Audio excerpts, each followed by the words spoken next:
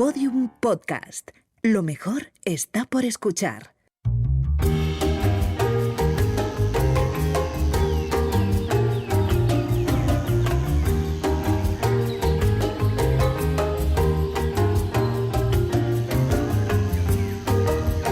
Esto, Juan Ignacio, no ha sido buena idea lo de la Delta. Yo estoy lleno de golpes, estoy lleno de arañazos. Yo no entendía cómo funcionaba el cacharro este. No tienes costumbre. No, en absoluto, en absoluto. Pero tú, te he visto a ti bien, ¿eh? Te he visto manejando bien. Joder.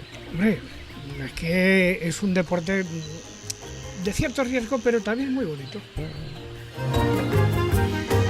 ¿Cómo has llegado tú, Carlos? ¿Qué tal estás? Yo ahí planeando lentamente. Nos hemos dado un poquito como el chiste del pájaro yuyuy, pero bueno, hemos llegado bastante bien. Sí, Le ha cambiado la voz. Efectivamente. Sí. Ha sido un aterrizaje un poco forzoso.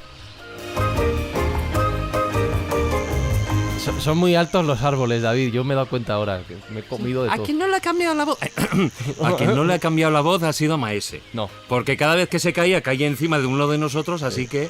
Sí está de bien, sí está de lustroso.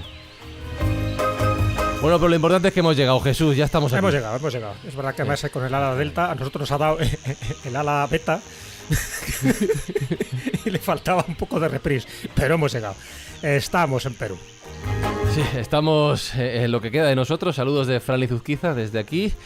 Voy a respirar un poco, dejadme que estoy reventado.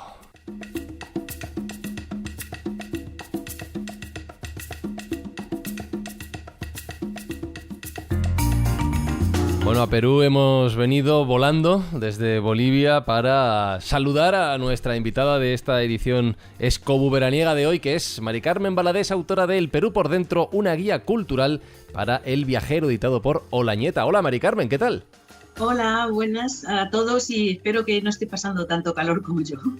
No, aire hemos tenido corriendo a nuestro alrededor todo el del mundo. Ahora queremos un poco de tierra, un poco de historia y un poco de que tú nos guíes por este, antiguo imperio inca y los lugares sagrados. ¿Tú nos puedes ayudar en esto? Creo que sí, porque he recorrido, sobre todo, lo he recorrido a pie, que es lo que más me gusta.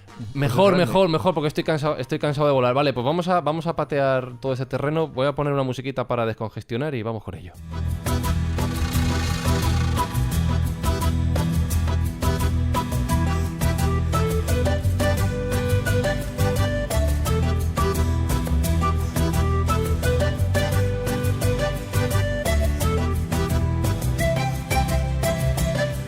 Bueno, y dado el éxito de la pregunta en el programa anterior, la voy a repetir. Jesús, a nosotros, ¿qué se nos ha perdido por Perú? ¿Por qué estamos aquí?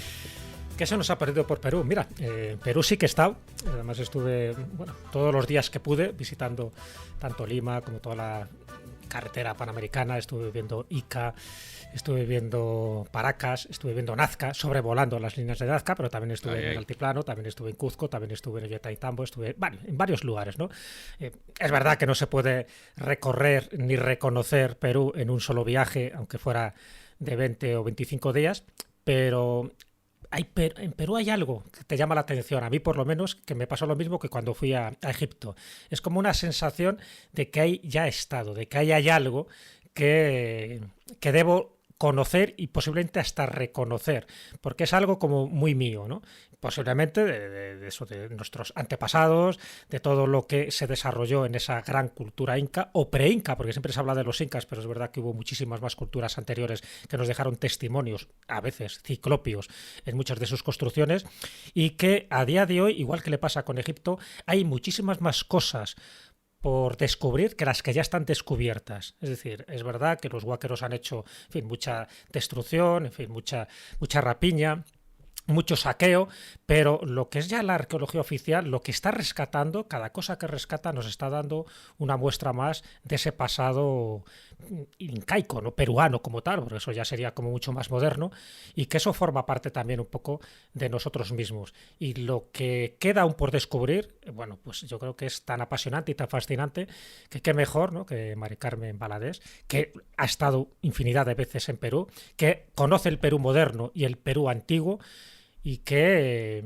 yo creo nos va a servir de guía de Cicerone perfecta para darnos cuenta de que Perú sí que bien merece una misa, no solo París, sino que también merece muchísimas más cosas para hacer, no solo un viaje, igual que pasa con Bolivia, sino muchísimos viajes. Aquí yo creo que solo vamos a destapar una serie de enigmas, de lugares sagrados, de lugares que están muy involucrados con el misterio, ya digo, algunos relativamente modernos, y que hay que empezar a descubrir y posiblemente asombrarnos. Así que vamos preparando de nuevo el ala delta, que nos tenemos que ir hasta allá. El ala beta, ¿no?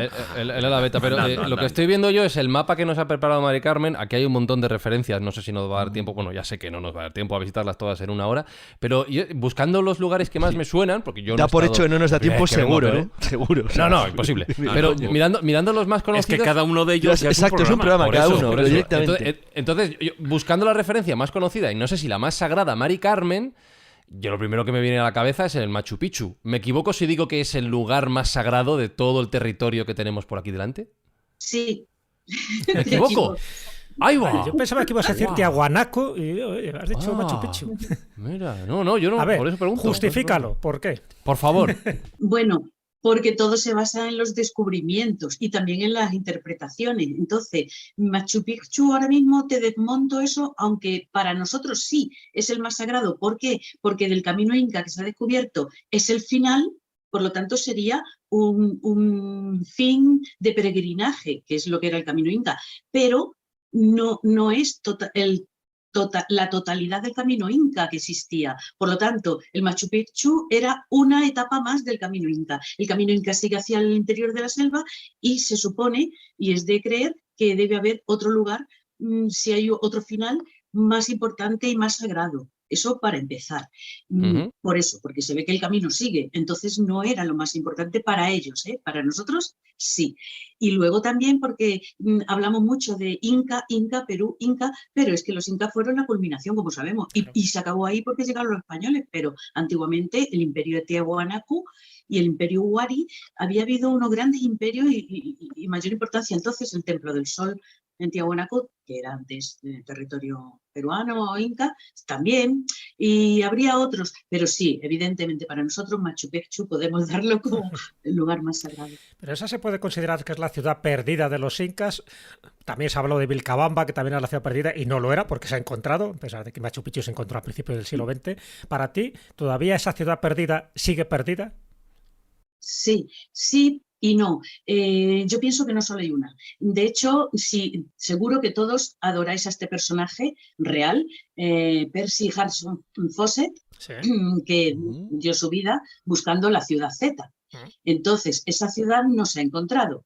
Si es que existe o existió, pero sí que hay muchos vestigios y se han ido encontrando petroglifos y restos, pues esa está sin descubrir. El Paititi, que puede ser la misma u otra, o muchos Paititis, como yo pienso, hay varios Paititis, tampoco se ha encontrado y se han hecho muchísimas expediciones, casi una por año. Y hay un padre, que no sé si Juan Ignacio lo va a conocer lo mismo, que es muy docto en la materia, el padre Juan Polentini, que vivió por el Valle del Ares. Juan Polentini. Si te suena, él fue misionero en el Valle del Ares, murió hace poquitos años. Y él dijo saber dónde estaba el Paititi porque le llevaron allí unos mashcopiros y todo esto. Él ha escrito, y bueno, es muy controvertida su historia porque el último libro que escribió casi que lo vetaron, lo prohibieron, ahí hubo unos movimientos sospechosos y se ha quedado ahí, pero sí que él ha demostrado que encontró un camino, encontró unos petroglifos como una maqueta del sitio de donde extraían el oro o donde guardaban el oro con dibujos de las piezas que se encontraban ahí. ¿Qué pasó? Que cuando él fue a verlo, lo habían dinamitado. Mira, Mari Carmen, a mí esta historia que estás hablando del padre Polentini me la contó Pablo Villarrubia, porque yo no he estado en Perú, pero Pablo Villarrubia me la contó con pelos y detalles, ¿sabes? Y me dijo que él sí que estaba convencido de haber encontrado el acceso al Paititi, y además que se lo dijeron a una tercera persona que lo intentó, de nuestros grupos también. Y él dice que lo ha conseguido. Bueno, yo tengo mis dudas, pero en fin. Ya te digo yo que no ha ido nadie al Paititi, por lo menos al auténtico. O que lo haya contado para que haya vuelto para contarlo. Claro, una cosa, llegar es una cosa. Como se suele decir, es llegar hasta Puxaro, donde Sí. está ese arte rupestre precioso y tal, que dicen que es la puerta, ¿no, Mari Carmen? Que es la puerta como para acceder a ese Paititi, el camino del Paititi, pero nadie que se sepa ha llegado. No, los subterfugios usuales son siempre nos moríamos de fiebres, nos pilló una tormenta y tuvimos que volver, en fin, por ahí no es. Estuvimos cerca, a un metro, siempre Sí. pasa. Siempre pasa algo, sí. Sí, sí. Sí, además, El único que de verdad no se acogió a ese subterfugio fue el Fosse, el Percy Harrison. Pero como no Fosse volvió- ahí. Claro, pero es que como no volvió. No, ni él No ni vale. su hijo, ni su hijo. No, pero vamos a ver, si tenemos que empezar por un lugar determinado en esta ruta, ¿no?, que vamos a hacer ahora, esta ruta virtual, que espero que también se convierta en física dentro de poco. A ver, hay un lugar, yo creo que por antonomasia, considerado el centro del mundo, el ombligo del mundo, en este caso el ombligo de ese antiguo imperio inca, que es Cuzco. Cuzco ya significa ombligo, es decir, en muchas culturas sabes que hay una población, un lugar que sirve de axis mundi, ¿no?, de ese eje central que conecta el cielo con la tierra, es decir, a los dioses con los humanos. Y Cuzco es el que se lleva todas las papeletas por el nombre y sobre todo por la importancia sagrada que ha tenido a lo largo de la historia. Es decir, tú coincides de que realmente como lugar más sagrado, aparte de Machu Picchu como ciudad perdida un poco, en fin, que ya sabemos que era un lugar de peregrinación más ritualístico, pero como el centro de ese imperio inca, incluso pre-inca, podía ser Cuzco o Cusco como se llama allí.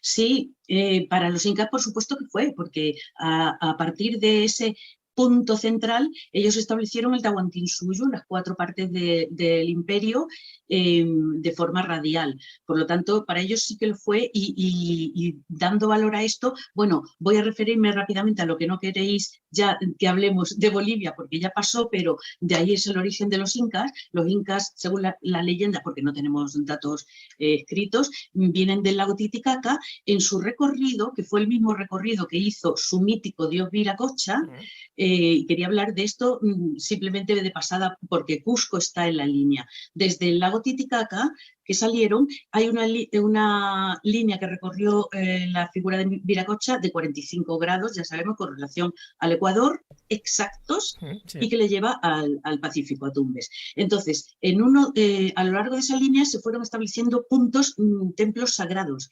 equidistantes entre sí. Es increíble, ¿no? También. Y a modo de quipu, gran quipu. Eso lo estudió el arqueólogo Tonzuidema, y estuvo muy interesado y lo vio, que estaba representado como si fueran nudos en un quipu. Bueno, pues uno de estos era Tiahuanaco, otro Pucara, y así llegamos a Cusco. Después está Ollantaytambo y Machu Picchu. Sí. Claro. Sí. Y Cajamarca, ¿no? Cusco También. y Cajamarca, más arriba. La teoría, ¿no?, Cajamarca. de María Solten, esta matemática holandesa. Exacto. Muy bien. Cuéntanos, Pues sí, sí, porque es muy iba a interesante, hablar porque a de día de hoy todavía sigue coleando esta teoría. Es una teoría que tiene mucho que ver con alineamientos geodésicos, geográficos, y que, en fin, ese es el recorrido supuesto que hizo Viracocha, pero que todos estos lugares que están trazados de una forma milimétrica y además teniendo en cuenta la inclinación del eje de la Tierra en aquella época. Incluso se ha llegado a medir cuándo se pudo haber hecho esta ruta mítica, y estamos hablando de más de 5.000 años. Sí, sí, porque no todo es inca, como decimos, y eso no era inca, era de antes de los incas. Entonces, ella fue de las primeras que se atrevió, era arqueóloga y antropóloga, a escribir sobre esto. Claro, se casó y vivió allí en Perú, entonces se dedicó a recorrerlo, igual que María Reiche con las líneas de Nazca, una fanática enamorada que lo pateó. Entonces, a partir de todo esto que ella investigó, no que fueran teorías, sino que eran datos que ella iba recogiendo y aportaba ya sus ideas. Pues Tonzuidema siguió ahondando en ello y por eso estableció que, según además en las crónicas se cuenta, todo estaba recorrido por ceques, que son líneas sagradas que ahora se llaman también líneas energéticas, porque son recorridas por centros sagrados, donde se hacían muchos rituales a los dioses. Entonces, estos sitios son considerados huacas. Algunos son huacas naturales y otros huacas construidas. Huaca es el lugar sagrado. Entonces, algunos son templos, pero otros aprovechaban una simple roca. Entonces, hablando del Cusco, para no enrollarnos mucho, ahí estaba la huaca más principal, era donde está el Huaca Ipata ahora mismo, era el lugar, el altar, el Ushnu. ahí, en la plaza donde se ha construido la catedral, lo que yo digo siempre, había un templo superior del Sol, pero estaba arriba, en Sacsayhuamán, que ahora solo quedan los cimientos. Si lo habéis visto, es un torreón con forma de sol y de rayos solares. De ahí quitaron todas las piedras los españoles para construir la catedral. ¿Por qué? Porque esas piedras eran las más sagradas, las que más significado sagrado tenían. Y ahora se llama Alcoricancha el templo del sol, más importante, pero no, ese era el de abajo. Ya sabéis que los incas tenían arriba, abajo, derecha, izquierda, masculino, femenino, el yanantín, el complementario. Entonces, en esa gran plaza estaba el Usnu. Para mí eso sí que es el sitio más sagrado, y de Cusco además el más sagrado. ¿Por qué? Voy a enlazar con otro de los puntos sagrados, que no es lugar, pero sí elemento sagrado que seguro que conoceréis algunos. La piedra oval de la Catedral del Cusco. Pues esta formaba parte de los 3 bultos que cuentan los cronistas que estaban ahí. Un bulto representaba a Viracocha, otro al sol, al dios sol, y otro al hijo, que es el Inca. Ahí adoraban y hacían sus muchecuna, que era lanzar besos al sol, y todas estas ceremonias. Cuando se construyó la catedral, mandaron retirar todas estas piedras, pero esa piedra oval sigue dentro de la catedral, y han pasado siglos y siglos, y siempre han dicho vamos a quitarla porque aquí no pinta mucho, pero el pueblo se ha negado y sigue estando ahí. Esa piedra es maravillosa y yo recomiendo ir y verla. Ya no se puede tocar porque tanta gente la ha tocado que la van a gastar, pero bueno, ya no quiero hablar de cosas que no se ven y no se palpan, o sea, que no se palpan, pero sí se pueden sentir, y si te pones al lado de esa piedra y pones una brújula, pues la brújula se vuelve loca cuando pasa por una moldura que tiene construida a forma de bonete. Entonces ahí, y luego ya quería, bueno, en el Coricancha el elemento sagrado que hubo, y que hay una anécdota muy curiosa que si queréis la cuento, que lo sabéis, que lo ha contado Garcilaso de la Vega y Juan de Betanzo, los cronistas, el disco solar. Sí, cuenta, El cuenta. mítico disco. Vale, pues ahí estaba un disco solar que es histórico, el gran disco solar que representaba el Punchau. Punchau se le llamaba el sol incidiendo en la tierra. Lo tenían en el templo mayor que era dedicado al sol en el Coricancha. Por eso el Coricancha es un complejo de templitos dedicado al dios principal sol, a la luna Quilla, a las estrellas, al Coyur, a Iyapa el rayo. Y en ese principal, cuando llegaron los españoles, estaba ese gran disco solar con una simbología que no se ha podido descifrar, y ellos lo vieron. De hecho, se lo cogieron, se lo llevaron, de más de 3 metros de diámetro, de oro macizo. Pues claro, y dicen que en el reparto le tocó a un soldado, se llamaba Mancio Sierra, primo mío, parece, por lo menos de apellido. Y entonces, pero ay madre, paisano o primo, ese era muy dado a los juegos de dados, y esa misma noche se jugó el disco a los dados contra un indio, un inca, un quechua, y entonces lo perdió. El quechua salió corriendo, que para qué queremos más. Y entonces, desde entonces ya no se sabe más del disco solar. Se supone que, claro, lo escondieron y se lo llevaron. Entonces, ahí han puesto una reproducción, por supuesto, siempre la podemos ver, para ver, según la simbología, que de los mismos cronistas, que algunos lo vieron. Entonces lo han representado tal cual. Ese disco, hay varias leyendas, claro, no se sabe qué fue de él, pero entronca con la famosa leyenda de Aramumuru, que era el sitio que os quería mencionar. Estoy enlazando lugares a bueno, la puerta, la famosa Adelante. puerta, ¿no? Esa sí que claro. Esa es como los petroglifos de Pusaro, es como una puerta dimensional. Si vas, te das de bruces, pero si vas con otras intenciones, a lo mejor la traspasas. A ver, cuéntanos. Exactamente, porque hay varias leyendas, pero una nos lleva al Paititi, evidentemente, que dicen que el hermano de Atahualpa, Choqueauqui, se lo llevó hacia la selva y que estaría en el Paititi guardado. Otra dice que lo llevaron al lago Titicaca. Una subleyenda dice que estaría escondido debajo del lago, que se han encontrado restos de ciudad subterránea, ¿no? Construida debajo del agua. Se han encontrado hace poco, además. Pero otra subdivisión de la leyenda nos lleva a la puerta de Aramumuru, que dicen que hay un sacerdote que las otras leyendas lemurianas llaman Aramumuru, pero curiosamente Amaru es serpiente. Se parece, pero no es. Pues la leyenda inca dice que ahí el sacerdote Huilapuma, que podrías llamarse Amaru o como quisieras, lo escondió detrás de esa puerta. Es una puerta falsa del tamaño, mira, yo como soy pequeñita, bueno, soy tamaño normal, pues mi tamaño debían tener los quechuas de entonces, porque está hecha, según ellos, para que te pongas en aspas contra la puerta, chocando tu pecho, tu tercer chakra, que llaman también, contra la puerta, que hay un saliente y da en el chakra. Bueno, pues entonces es un lugar de captación de energía y ya lo era desde antes de los incas, porque es una construcción pre-inca. Ahí dicen que está. Por lo tanto, ellos llevan yendo allí a captar energía y a comunicarse con el disco, porque ya que no lo pueden ver, captan sus beneficios médicos, filosóficos y de sabiduría de ahí. Que ellos, de hecho, existe, ya saben, la Hermandad de los 7 Rayos o Hermandad Blanca, sigue funcionando porque ellos veneran ese lugar sagrado. Y la verdad es que ojo, que yo soy arqueóloga, que soy antropóloga, que lo primero que te enseñan es a ser escéptico. Y si no lo tocas o no lo ves, pues no lo creas. Entonces yo voy con escepticismo a todas partes y con ese escepticismo me bajé del autobús frente a la puerta de Aramumuru y nada más pisar en el suelo empezaron a temblarme todas las piernas. Y no solo a mí, sino al conductor, a los que iban allí. Entonces, algo raro hay, pues sí, o puede haber, porque hay una energía muy, muy interesante. Hice el ritual, bueno, simplemente ponerme frente a la puerta y en ese momento yo no sabía nada, no quería que me contaran lo que había pasado ahí y en ese momento sí que percibí un clarísimo olor a rosas. Es muy curioso y me quedé pegada a la puerta y no podía despegarme. Entonces, ya sabes, los que cuentan que, pues, que hacen ese paso sendra o paso o tridimensional o no sé, cuentan pues que te atrae. Entonces yo sentí un poco de miedo, la verdad, sentí un poquito de respeto y me quité, porque yo decía, yo quiero seguir aquí en esta parte del mundo. Todavía no quiero descubrir el disco. Pero bueno, es un sitio que merece la pena ir porque cada uno cuenta que ha visto cosas diferentes. ¿Y para ti qué sería? O sea, porque es verdad que es un enigma, una puerta ahí en medio de la nada, es una puerta hacia otros mundos, otras dimensiones, solo entran los iniciados. ¿Para ti qué sería? ¿Qué sentido tiene esa puerta?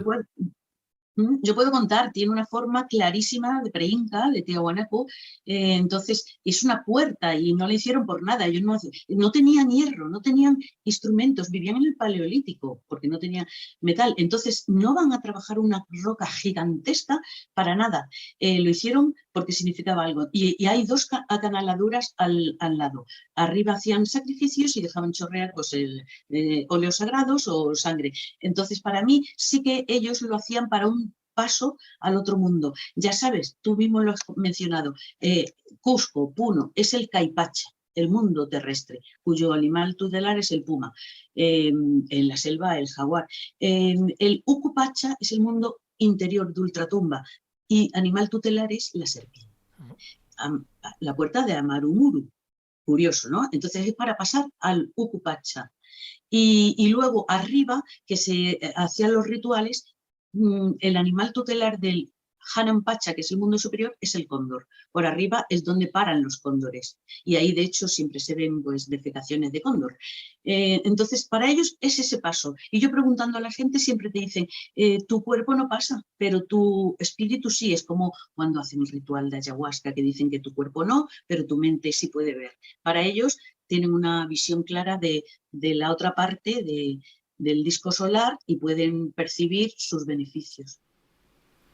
De todas formas, fíjate, Mari Carmen, es muy curioso esa parte que tú decías de la puerta y de hablarle a la puerta y cuando tú pones ese plecho solar, como tú dices, o incluso pegarla en cruz, pegando la frente, pegando el plecho solar, las manos, e incluso eso hay en otros lugares, aquí en Canarias también tenemos lugares donde tú lo que haces es solicitar el acceso a ese otro plano y a ver si te lo conceden o no te lo conceden, evidentemente, porque como dicen, esas energías, yo no sé lo que es o no, porque como tú dices, no, o sea, hay que a priori, bueno, pues intentar saber exactamente del qué es lo que estamos hablando, pero bueno, sean lo que sean esas energías, te dan el permiso o no te dan el permiso para acceder a ese camino, a ese valle, a lo que hay detrás de esa puerta. Y eso es algo mundial. Da igual que sea en China, que en Namarumuru, que en las Canarias. O en Egipto, las famosas puertas falsas, ¿no? O en Egipto, exactamente. Juaní. Entonces, es así, es así. Por supuesto, Mari Carmen, te contaré que lo que te acabo de decir, David, es absolutamente real, cierto, y además que sucede en muchísimas partes.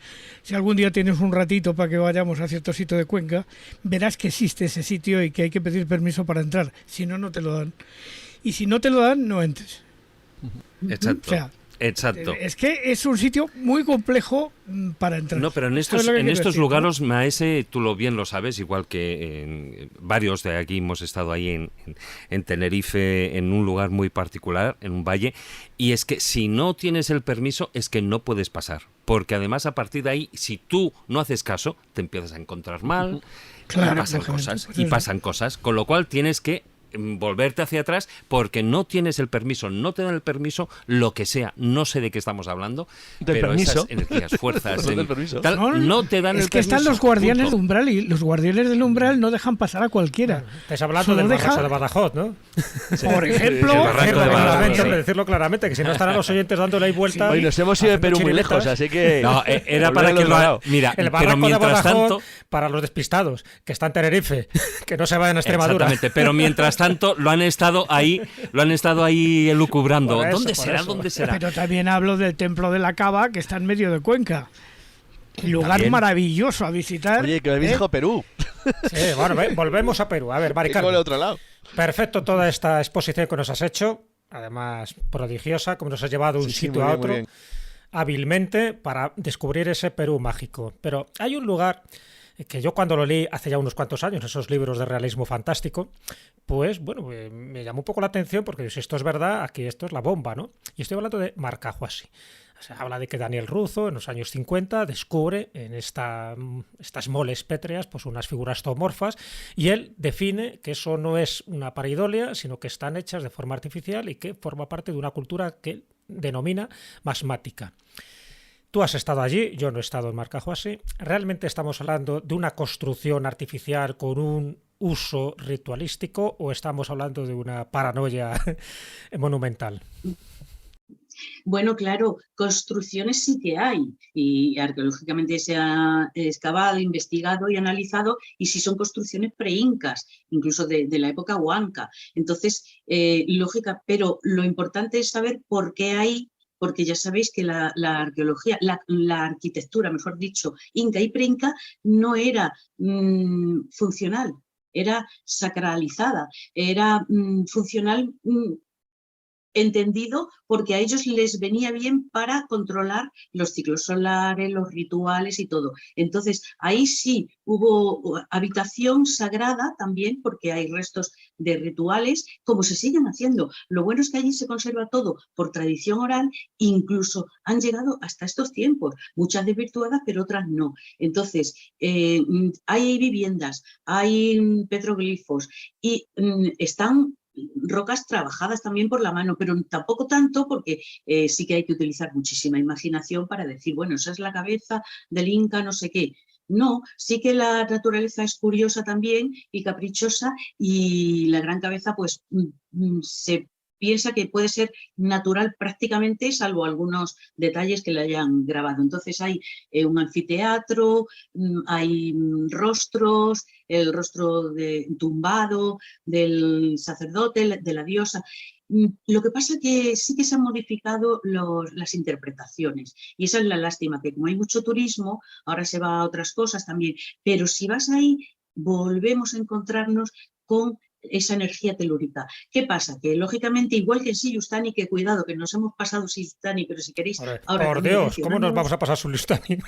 Por favor, hombre. Vamos. Ahora vamos allí. Pues en Marcahuasi, ¿qué pasa? Igual, es todo, dicen granito, no es granito, bueno, es una de la familia del granito, es la andesita, que es lo que hay allí, ¿no? Es un poquito más poroso que el granito. Entonces se ha pensado, cuando uno llega allí y se tumba, pierdes casi la conciencia, te quedas como desmayado. Entonces dice, pues esto no es bueno, esto es malo, me absorbe la energía o qué. Pero pasado un tiempo en que te quedas en un sueño muy plácido, te levantas y estás totalmente renovado. Entonces allí dicen que la Pachamama absorbe tu mala energía, energía pesada, ella te la limpia, te da un lavadito y te la devuelve y vuelves bien. Entonces, poniendo otra vez ahí brújulas y todo esto, sí se puede ver que hay energía. Se investigó y no se vio que no había magnetita, es andesita. Entonces, pues es una energía misteriosa. Esa es la característica de ese sitio para mí más importante. No las construcciones ni nada, ni si es natural o no, sino la energía que pisas. Joder. O sea, me sorprende porque... Lo has dejado echando humo. Sí, no, todos nos hemos quedado callados, pero me sorprende porque ya no es solo visitar los lugares, verlos, maravillarte, sino sentir esa energía que ya has mencionado varias veces. Y además, por lo que cuentas, Mari Carmen, en muchos de estos sitios que tú has visitado, no solo conoces su parte de historia o su parte antropológica, sino que tú has sentido cosas. Y tú lo has dicho, tú eres principalmente escéptica porque no te puedes creer todo lo que te van diciendo. Hay que estar allí y sentirlo. Nos has mencionado ya unos cuantos lugares donde, en fin, parece que hay un estado alterado de conciencia que se produce, pero en más lugares te ha pasado esta circunstancia, ¿no? Por eso yo he querido seleccionar los sitios donde sí me ha pasado algo a lo que ni yo no quiero darle una explicación, porque pueden ser muchas, pero sí que no tiene explicación lógica, ni mental, porque yo no he ido predispuesta a nada, porque nunca he querido saber nada de un sitio ni de lo que se hace allí antes de ir, aunque sepa la historia arqueológica, que es la única que debería saber para ir limpia de todo. Entonces, otro de los sitios, pues si quieres, si entramos en Siyustani. En Siyustani, sí, claro, ahí ha quedado en el aire y luego nos vamos a Kenko, que tampoco nos vamos a olvidar de él. Las chulipas, vamos a las chulipas. Eso, porque ya en Marcahuasi no lo he dicho, pero estamos a 4.000 metros de altura. Ahí a cualquiera Hombre, también eso, el soroche ese también influye, ¿no? Ahora entiendo cosas. Sí. Vale. Claro, por eso los de Lima, ellos lo pasan fatal, pero porque uno de Lima lo pasa peor que nosotros, que estamos a una cierta altura. Entonces ellos se desmayan. No te extrañes, yo no me desmayé, nada. Noté una energía que venía por los pies, pero nada más, es la verdad. Pero sí que salí con mucha energía de ahí, claro, cuando bajas también te sientes mucho mejor. Pero si nos subimos a Siyustani, que está en el lago Titicaca y también está a 4.000 metros, qué casualidad, exacta altitud 4.000 metros, cerca del lago hay una laguna, la laguna de Humayo, y una pequeña península. Ahí se hizo una necrópolis muy interesante, muy enigmática, porque es preinca, es de los Colla, de la cultura Colla, cuya cultura conquistó los incas, y por eso le llamaron Collasuyu a esa parte del imperio. Suyu es parte y Colla la cultura. Entonces ahí se enterraban los principales Collas. Son túmulos o tumbas con forma de troncocónicas invertidas, forma como si fuera de bonete, porque arriba llevan como una diadema. Con una puerta muy chiquitita abierta al este, y ahí se enterraban los cuerpos momificados en posición fetal. Bueno, lo ponían primero y luego las cubrían. Esas piedras están perfectamente talladas. Se llama Siyustani, que significa en quechua Siyu, uña, y Yustani es resbaladizo. Eso es por los cronistas españoles que escribieron cuando estuvieron allí, que entre piedra y piedra resbalaba la uña, no podían meter ni una uña, de la perfección que tienen esas construcciones. Y no tenían, recordemos otra vez, hierro, ni metales duros. Todo era piedra contra piedra. Es una perfección que nadie se explica en esas rocas trabajadas. ¿Qué pasa? Que están diseminadas por el sitio, primero por la acción de los huaqueros, los que han saqueado un poco aquello, y otra porque algunas no fueron acabadas. Fueron, pues, tuvieron problemas, fueron conquistados antes de acabarla. Entonces, como hay piedras caídas, a lo largo del tiempo hay gente que ha querido, dice, me voy a hacer una casa y me voy a llevar esta piedra. Pues allí te cuentan, tienes que creer también, pero por lo menos sí que hay periódicos que dan la noticia de estudiantes de medicina que se han llevado incluso restos de momias que han encontrado, o rateros que se han llevado piedras, y todos dicen que han ido muriendo como la leyenda de Tutankamón, igual. han muerto al cabo de 6 meses o por ahí como máximo. Entonces es bastante macabro el sitio. Yo lo que hay, bueno, no el sitio, sino el saquear sitios así. Yo ahí lo que he percibido no es en mi persona, sino efectivamente con la brújula que llevo a todas partes. En las rocas más importantes que están en el suelo, tú pones la brújula en una esquina y te marca el norte perfectamente. Al pasar por el centro de la roca, de repente se vuelve loca la aguja y da vueltas, no para. No es que gire, sino que sigue dando vueltas y vueltas y vueltas y vueltas. Sigues con la brújula al otro extremo de la piedra y vuelve a ponerse en su estado normal. ¿Qué pasa con esas piedras? Que justo en ese sitio de máxima energía o locura, digamos, ellos habían grabado espirales. Entonces, para mí el mayor enigma, es cómo sabían que en ese sitio justo hay algo raro de energía mayor o qué, porque ellos lo tenían todo marcado y la espiral para ellos era el símbolo del agua o del infinito. Entonces, ese es el enigma que para mí tiene también. Luego, aparte que en esa necrópolis, para acceder, siempre tienes que pasar por 2 círculos. Hay un círculo que se llama del Sol más grande y otro de la Luna. Entonces, ellos hacían rituales de captación de energía poniendo piedras sagradas en el centro y pedían permiso para pasar. Si tú no lo haces, no debes pasar ahí. Entonces, vas a ser maldito, ellos lo dicen así, ¿no? Entonces, claro, para acceder ahí, pues bueno, siempre si vais a ir, preguntadme porque primero hay que hacer los 2 rituales de permiso al Sol y a la Luna, porque si no, pues ellos dicen que te puede pasar lo que le ha pasado a los que han saqueado el sitio. Curiosamente, lo último de ese sitio, en el centro del círculo solar, si te fijas, la Tierra de repente es negra. Pero es que tú excavas y excavas y excavas y ese negro sigue para abajo, sigue para abajo, sigue para abajo. Es como una columna de tierra negra, no es que sea carbonizada, es oscura simplemente. Y no es porque hayan quemado algo. Si se han hecho excavaciones profundas y sigue siendo, es como una columna vertical de tierra negra. Es curioso porque está justo en el centro. Igual guarda alguna relación con la cercanía, porque esto está pegado a la laguna de Humayo.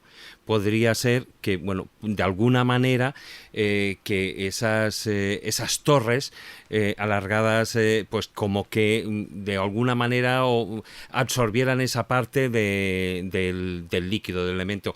A mí me llama la atención porque estamos hablando de casi un centenar, o sea, es una necrópolis que tiene muchísimo valor.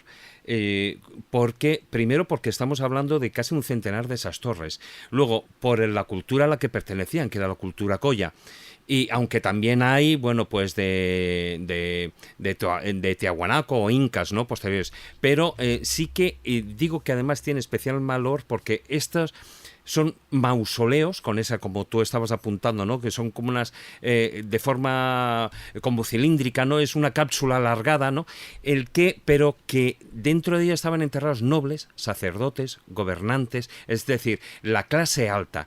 Y entonces también, tú sabes que se han encontrado algunos objetos personales que se ponían, eran ofrendas que se ponían junto a las momias, pero sí que cuanto menos yo no sé si, como antes comentaba, esa parte de la tierra si ha sido analizada, igual guarda relación con el componente con que tenga más humedad que el resto de la tierra al estar junto a la laguna Humayo. Sí, puede ser, lo que pasa es que son columnas muy finas, pero sí que puede haber existido ese fenómeno antes, no lo descarto, claro, y alrededor de ese punto central se hizo el círculo solar y no al revés, claro. Entonces, podemos saber que ellos utilizaban todo, lo que encontraban tal cual lo utilizaban. Entonces, y eso nos va a enlazar también con Kenko. Un segundo, antes de ir para allá, que Juan Ignacio lleva un rato levantando la mano. Mari Carmen, yo no estaba allí, conozco el sitio por fotos, pero no estaba allí, evidentemente no he ido nunca, pero a ver si te suena esto de algo. Caminito del indio, sendero Colla, sembrado de piedras, caminito del indio que junta el valle con las estrellas. ¿Te suena? Bueno, sí, pero ¿y Claro. tú lo has aprendido todo por allí o no? Pero yo he llegado a través de la música, a través de la música Tahualpa Yupanqui.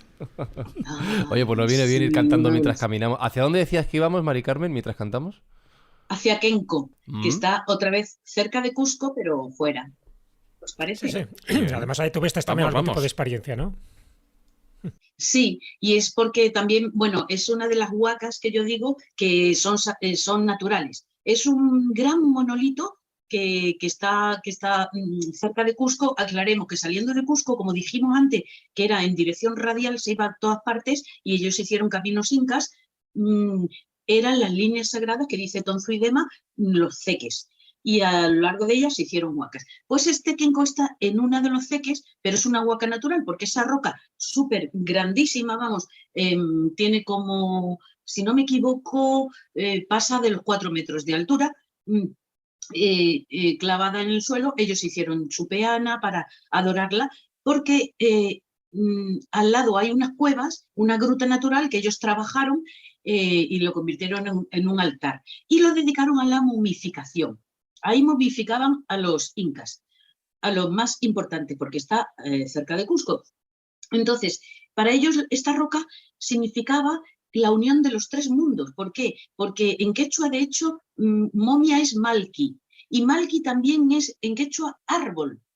Y esta roca a modo de árbol para ellos simbolizaba la unión de los tres mundos. ¿Por qué? Porque una parte clavada en la tierra era el Ucupacha, el mundo de los muertos. La parte que vemos, el tronco del árbol, de hecho, pues que viene a ser el grueso de la roca, es el Caipacha, el mundo presente, y el final que le une al cielo, ¿no? Al Hanampacha. Entonces ahí la veneraban por eso, como Malki. Y ahí hacían las momias. Pues dentro Sí, de esa roca. perdona, un pequeño apunte, Mari Carmen. El Malqui es porque precisamente porque están en la zona de Cuzco. Porque tú sabes que si es en la zona ya más costera, es Munao. En la zona costera las momias tenían el nombre de Munao. Es curioso el Malqui, pero solo son las momias que están ahí alrededor, como tú bien sabes, de la zona de Cuzco y cerca de Sacsayhuamán.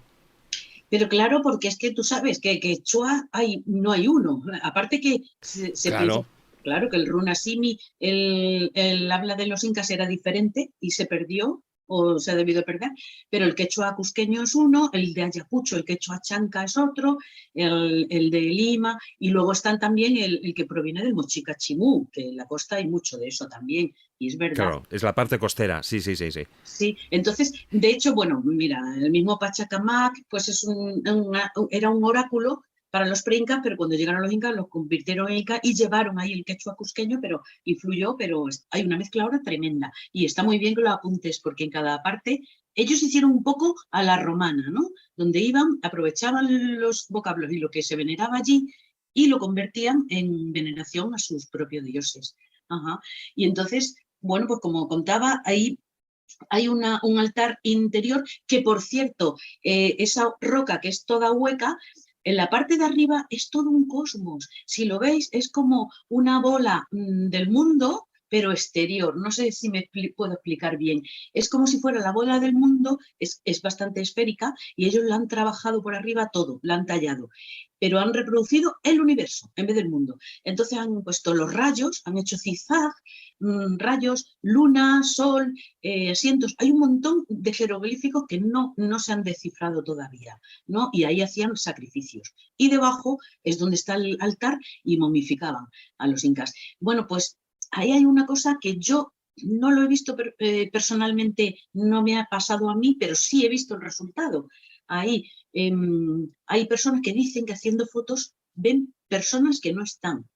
Eso a mí me atrajo mucho después de estar yo, y en una segunda vez que fui intenté hacer fotos y evidentemente no me salió nada, pero conocí a una persona aquí en España, en Barcelona, y me dijo, yo tengo una hermana, a ti te gusta eso, que tiene una foto alucinante que no se la ha enseñado a nadie y que, porque no se lo puede explicar, porque hizo una foto. Y bueno, fui a su casa, fui a verla y me la enseñó y no tengo palabras. Está el altar y encima del altar se ve a una persona, pero con un poncho, ni siquiera poncho, un yauto, una túnica de estilo inca, encima, pero sin pisar. O sea que si fuera un montaje, una persona que se hubiera metido ahí, no estaba pisando, estaba flotando, colgando de cuerdas o qué. Entonces, además ella me juró y me perjuró, dijo que yo no tengo ni idea de estas cosas. Hice la foto y cuando la revelé, porque entonces era la época del papel, cuando la revelé me salió esto. Entonces yo ahí me quedo. Sé que hay algo raro y mi experiencia con fotos cerca de ahí sí que fue en la piedra de los 12 ángulos. Y eso sí, hice una diapositiva. Bueno, es una piedra que está en un muro de Cusco, tiene 12 ángulos, pero bueno, he llegado a ver piedras con más ángulos, 30 y tantos ángulos, incluso 100 ángulos de encaje, eso es Machu Picchu. Bueno, pues en esta piedra que es muy famosa porque tiene 12 ángulos de encaje, yo hice una foto y cuando la revelé, era una diapo, no me salió nada, me salió muy oscura, digo, ¿esto qué es? Le di más claridad para ver y era una puerta que se estaba abriendo y detrás había una persona con algo dorado en la cabeza. De verdad, eso no tiene explicación. Digo, se ha podido montar con otra foto, pero yo no he hecho fotos a nadie con nada en la cabeza con un casco. Entonces, pues como esa piedra está en un muro que fue un templo, ¿sabéis? El templo de Inca Roca, pues son cosas misteriosas que ahí las tengo muchas fotos guardadas. Sí, Maese, ¿qué vas a decir? Mari Carmen, ¿qué opinas tú de los túneles de Cusco y de las mazorcas de oro y todas esas cosas? Te refieres a la Coricancha. Sí, ¿no? a la Coricancha, claro. Sí, sí. Sí, pues estábamos ahí, está muy cerca de todo esto. A ver, es que yo he entrado en algunos que llaman chincanas, ¿no? Túneles. Otros son claustrofóbicos total. Yo tengo claustrofobia, pero bueno, lo he superado un poquito entrando ahí. Los túneles están comprobados. Ellos canalizaron el río Sapi, que baja pasando por Sacsayhuamán y 2,5 kilómetros más abajo está el Coricancha. Ellos lo han canalizado todo y aparece el reguero del río abajo el Coricancha. Cuando hacen el ritual del Inti Raymi y otras ofrendas, ellos arrojan las ofrendas arriba y luego aparece en el jardín del Coricancha. Hay no solo y de hecho se llama Coricancha, ¿por qué? Coricancha significa esplanada de oro. ¿Por qué? Porque todo estaba sembrado de figuritas de oro, representando frutas, personas y divinidades. Eso lo sacaron los españoles y todo, pero de ahí parten muchas chincanas y de Sacsayhuamán y muchos arqueólogos y mucha gente lo puede ver, pero que no se ha llegado al final. ¿Por qué? Porque algunas, cuando se han intentado llegar, ya era tan tóxico el ambiente, tan irrespirable, que aunque lleves autónomos, pues se te llega a un punto que ya no puedes más. Otro que están colapsados. Pero sí que he conocido yo arqueólogos cusqueños que aguantando más han llegado más al interior y algunos han ido descubriendo piezas todavía que no se habían descubierto, ¿no? Y las han sacado. Entonces, bueno, hay leyendas, tradiciones orales que dicen que hay túneles que unen mucho más allá, incluso el norte, Tumbes, lo que hablábamos antes de la línea de Viracocha. Hay leyendas Tumbes, sí. que dicen que lo recorren. Sí, nada, Mari Carmen, una de las cosas que te quería preguntar, porque estamos hablando mucho de ese mundo incaico, ¿no? Todo lo que tiene que ver alrededor de Cuzco. Y claro, hay otro tipo de culturas que a mí siempre me han fascinado y que considero que tienen tanto o más misterio que todo esto que estás contando. Por ejemplo, por ponerte un ejemplo, Chavín de Huántar y el famoso Lanzón, que creo que has estado allí, o por otra parte, pues Chan Chan, que es la capital del Imperio Chimú. Esos dos lugares, tanto Chavín de Huántar como Chan Chan, que forman parte de culturas diferentes a las incas, ¿tú también consideras que esos son lugares sagrados, lugares que sirvieron también de ombligo de sus respectivas culturas, y en concreto el Lanzón, ¿no? Que sigue a día de hoy siendo un objeto, un monolito de lo más enigmático? Sí, son sitios más que nada, yo diría, sagrados, bien, rituales, bien, pero no con el mismo carácter, pienso yo, porque eran para infundir terror, concretamente en el caso de Chavín. El Lanzón, ya sabéis, que está en un cruce de pasillos muy bien pensado, muy bien construido, de manera que cuando soltaban agua para que lo recorriera, provocaba un sonido similar al rugido de un jaguar o de un puma. Entonces, era para infundir terror. Es que puedo decir Dios o personaje representado, el Piscoruma atigrado o Pumapasimi, como dicen que es en quechua, pues cara de de puma con nariz pico de ave que reproducen, era un ser terrorífico que se ha repetido a lo largo de toda la historia, sí, pre-inca e inca. Relacionado quizá con el dios de los báculos, Viracocha, sí, pero este era más terrorífico. Entonces, ahí llevaban a los condenados o prisioneros para infundirles terror, y pienso yo, cuentan las crónicas, que a lo mejor para hacerles ver lo que les esperaba, ¿no? Porque eran sociedades muy antiguas, mucho más antiguas que los incas, y eran lugares, y si me queréis preguntar a mí, yo la energía que percibo ahí, si percibo algo, no es tan maravillosa como en Machu Picchu. Es un poco más tétrico, pero cualquiera que lo vea lo percibe. De hecho, hay una portada que es la mitad blanca y la mitad negra. El bien y el mal, el Yanantín, el sol y la luna y todo. Entonces, su parte buena y su parte mala. Y luego, Chan Chan ha tenido dos usos, tanto Mochica como luego Chimú, pero también era un sitio, igual que la Huaca de la Luna, que está cerca, que era Mochica, era un sitio también de terror, porque si habéis visto lo que se está descubriendo de la Huaca de la Luna, todos los muros decorados reflejan a los presos arrastrados por sogas camino del Calvario. Y cada vez se van sacando más frisos con relieves y pinturas al dios Ayapai, el degollador. Era el que mandaba allí. Entonces, aunque mal llamada la Huaca, sí, Sí, me encanta. Muy pero agradable. le adoraban y le veneraban para que no les hiciera mal. Y de hecho, mira, es una curiosidad. Siempre hay dos pirámides, una gigantesca con más de 4 millones de adoquines hechos de barro, que se supone que está maciza y no se ha excavado, pero después de haber excavado otra un poco más pequeña que se ha llamado Huaca de la Luna, y ver que estaba toda trabajada y ocupada por tanto los mochicas como luego los chimú, pues se supone que en la Huaca del Sol, el día que la excaven, saldrán maravillas. Bueno, pues mal llamada, porque en el desierto, ¿cómo van a llamar a la mayor pirámide y al mayor dios Sol y al menor Luna?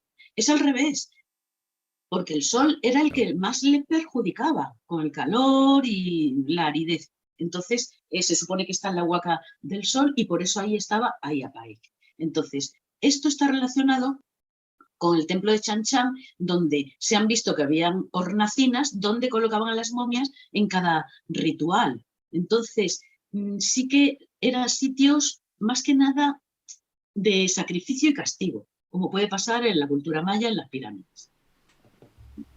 Fíjate, ya que has estado hablando del tema de las pirámides y de las momias, hay una parte que, pero estamos ya hablando más cerca de Lima, ¿no? Una antigua necrópolis inca que es Puruchuco. Puruchuco, allí se realizaron unos importantísimos hallazgos, ya no solo lo que era la ciudad, lo que era el palacio y tal, sino también, por supuesto, las famosas momias de Puruchuco que nos vendió tanto National Geographic, ¿no? Entonces, esa zona, ¿cómo está todo?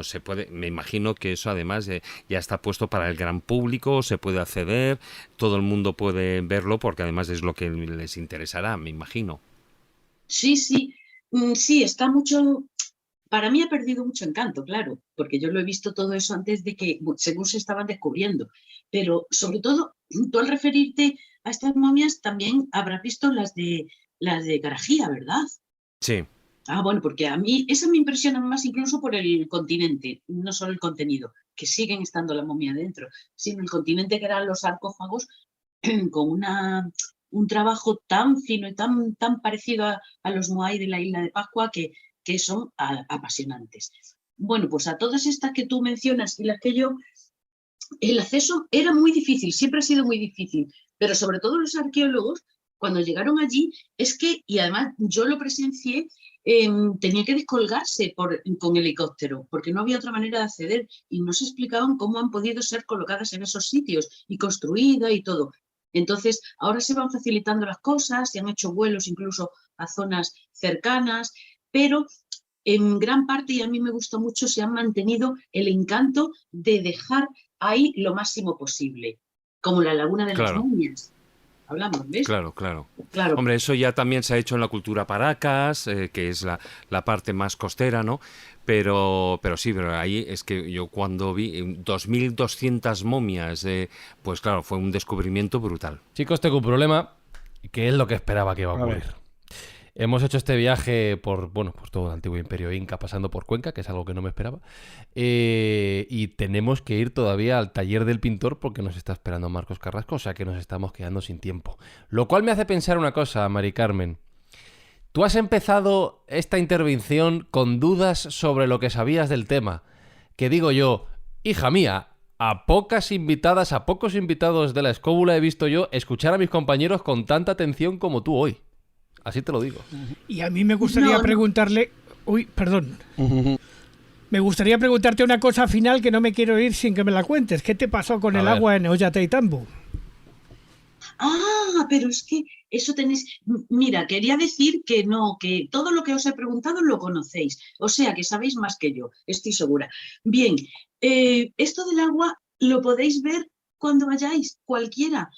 Sigue pasando. Hay una fuente, si os dejan claro, porque ahora se cuida que no toques mucho. Hay una fuente en Ollantaytambo, en el palacio de la Ñusta, o de la Goya, de la esposa del Inca. Era uno de los sitios principales del Inca, cerca de Cusco. Bien, pues hay una fuente ritual, Paccha, realmente, que es un lugar de adoración al agua, aunque nosotros creemos que es para beber, pero no es así. Es una roca negra de basalto, impresionantemente trabajada y tallada, con un perfil cuadrangular trapezoidal, donde pasa el agua justo por en medio, un chorro de agua cae a su natural caer.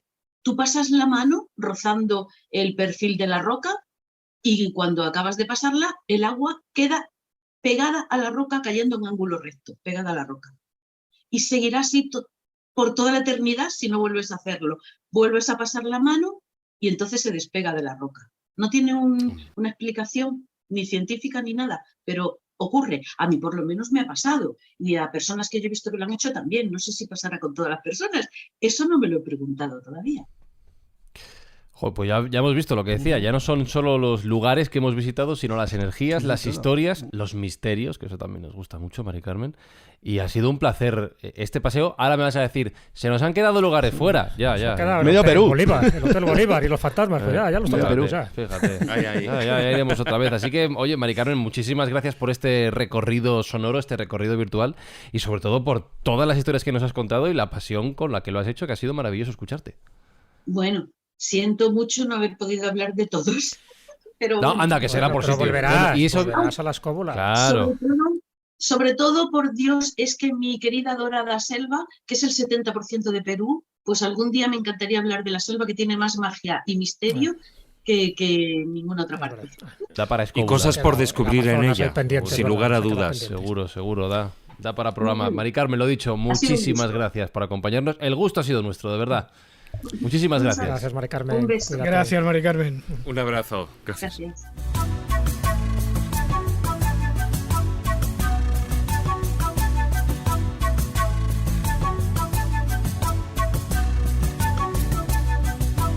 Y lo prometido es deuda. Marcos Carrasco no nos ha podido acompañar por esta gira virtual escobulera, primero por Bolivia y ahora por los antiguos territorios inca en general. Pero vamos a ver qué anda tramando, creo que está viendo antiguas... Bueno, que nos cuente él. Vamos a conectar con el taller del pintor. Hola amigos escobuleros, hoy vamos a hablar de algunas manifestaciones del arte precolombino muy importantes por su simbolismo y ejecución con una economía de medios extraordinaria. El imperio inca, también llamado el Tahuantinsuyo, abarcaba un amplio territorio que cubría lo que hoy es el sur de Colombia, gran parte de Ecuador, Perú, Bolivia, norte de Chile y norte de Argentina. Implicó la absorción de muchos estilos de arte que ya existían en las culturas conquistadas. En lo que se refiere a las cerámicas podemos considerar sus dos vertientes. Por una parte, con diseños utilizados para las ofrendas religiosas y que solo utilizaban las élites, y por otra, las realizadas para el uso cotidiano, en el que avanzaron muchísimo con el uso de hornos para su cocción. Es de destacar en estos pueblos el uso de la metalurgia. Los incas destacaron entre los pueblos precolombinos adoptando y perfeccionando las formas de fabricación de los metales de las culturas anteriores. trabajaron con excelencia el oro, la plata y el cobre. La técnica que usaban eran la fundición en hornos de tierra cocidas al fuego. Los metales más fuertes los utilizaban para herramientas de labranza y, cómo no, para las armas. Los metales preciosos como el oro y la plata eran utilizados para finos trabajos en objetos que adornaban los templos y eran utilizados como ofrendas para los dioses. El oro, tan codiciado por los conquistadores, era utilizado casi exclusivamente en la fundición y manufacturación de estas ofrendas a las divinidades. Es necesario mencionar que el arte inca era dirigido por el Estado, quien determinaba los prototipos a utilizar de todos los objetos destinados a la ritualística. Muchos de los artistas y artesanos de las zonas periféricas viajaban a los centros de poder y eran enseñados por las élites para que aprendieran los estilos e iconos utilizados para estos fines. Luego volvían a sus regiones para desarrollar los modelos aprendidos y así extendían la cultura dominante inca. Hay que tener una mención especial a la pintura. Los artistas incas se desplegaban en 3 grandes tendencias: las pinturas murales, las pinturas sobre textiles y la pintura sobre los vasos rituales. Estas 3 tendencias provienen de las culturas preincaicas de la costa. En los murales, la pintura se aplicaba sobre las paredes previamente enlucidas con barro, que hacía las veces de yeso, empleando una pintura parecida al temple. Hay un periodo llamado Horizonte Temprano, donde la pintura era aplicada directamente sobre la pared. Esto ocasionaba que, al no tener esta imprimación de barro previa para que el temple se asentara, muchas de ellas han desaparecido o están muy deterioradas por la humedad. Pero no fue así en el llamado periodo intermedio temprano, donde se cubría totalmente el muro con pintura blanca para luego aplicarse el dibujo a línea e ir rellenando los campos de color. La segunda tendencia era la pintura sobre textiles, sobre los mantos pintados de tela de algodón. Esto no era costumbre en toda la costa, sino solo en la zona norte. Existían, por tanto, artistas especializados en este arte de pintar mantos, que ejercían su oficio de una manera ambulante, trasladándose de un lugar a otro. Y en tercer lugar sería destacable la pintura en los llamados queros. Se trataba de unos vasos hechos con madera y que decoraban los ornamentos de diversos colores con una dimensión casi siempre fija, de entre 20 y 22 centímetros de alto. Es curioso apreciar cómo esta pintura que decoraba los vasos sufría una gran transformación, ya que pasaron de formaciones geométricas abstractas a pinturas decoradas figurativas después de la llegada de los españoles. En la cerámica eran muy apreciados los llamados aríbalos, una vasija que se utilizaba en actos ceremoniales para hacer brindis y libaciones con chicha, bebida que se extraía del maíz morado y se combinaba con piña, clavo y canela, a la que se le agregaba azúcar y frutas cortadas. Realmente suena delicioso. Quizá podría ser como una especie de sangría inca. Estos aríbalos tenían pintados motivos de insectos como libélulas y mariposas bellamente esquematizadas. La fusión de estilos que los incas propiciaron y que ya he mencionado al inicio, se produjo cuando fueron absorbiendo con el tiempo y paulatinamente los estilos de las culturas dominadas como la cultura chimú, paracas, nazca, wari, mochica, chincha, etc. Es curioso comprobar a nuestros ojos contemporáneos un estilo de una ejecución que nos acerca a un tronco común con la mayoría de las culturas indígenas americanas en todo el continente, desde el norte hasta el sur. No es menos evidente una gran similitud entre los diseños de las telas, las pinturas, las cerámicas y las esculturas, como los tótem de Norteamérica, zona de Ottawa, Canadá, o la esquematización y geometrización zoomórfica que se emparentaban con la forma de hacer de mayas y aztecas. Y como no podía ser menos, este tronco común se pone de manifiesto en la polifacética cultura inca, aglutinadora de estilos. Otra reflexión que os quiero dejar aquí es: ¿cómo llegó a ese estilo de geometrización y esquematización? Es un aspecto que salta a la vista en el diseño de los motivos y ornamentos, todos ellos representados con dientes de sierra en las formas y la reducción de lo zoomórfico a líneas y estructuras geométricas simples para reflejar lo figurativo y lo sagrado, lo abstracto y lo concreto. Esto es un hallazgo estético extraordinario que llega hasta el arte contemporáneo y que ha servido de mucha inspiración a artistas modernos, al igual que lo fue el arte africano y oceánico para el cubismo. La mayoría de estos magníficos diseños tiene su origen en el campo de lo textil, en la forma de tejer, que por esa economía de medios les obligaba a la sencilla geometría del entrelazamiento de hilos, de puntadas en el telar, anticipando el mundo del píxel moderno. Una reflexión que una vez más nos lleva a pensar que las tendencias artísticas no son sucesos estancos y que se interrelacionan en el espacio y en el tiempo, y su estudio es sencillamente emocionante. Hasta pronto, amigos, desde el Taller del Pintor. Muy pronto volveremos con otro emocionante episodio de la creatividad. ¡Chao!